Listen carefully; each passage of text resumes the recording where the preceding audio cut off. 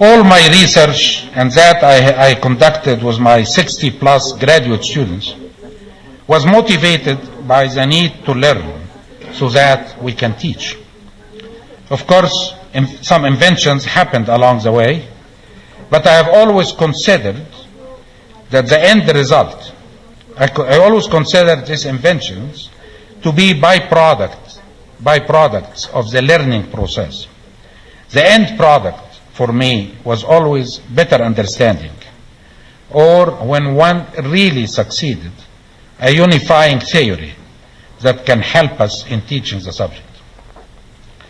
I have also looked at teaching as a vehicle to try new ideas or new ways of doing things on an intelligent group of learners.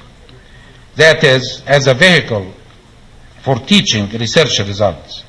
In my experience, this kind of teaching is the most stimulating and motivating to students. I have also uncovered many interesting research problems in the course of teaching a subject. It is this unity of research and teaching, their close connection, and the benefits garnered by exercising their interplay that to me characterizes the successful professor.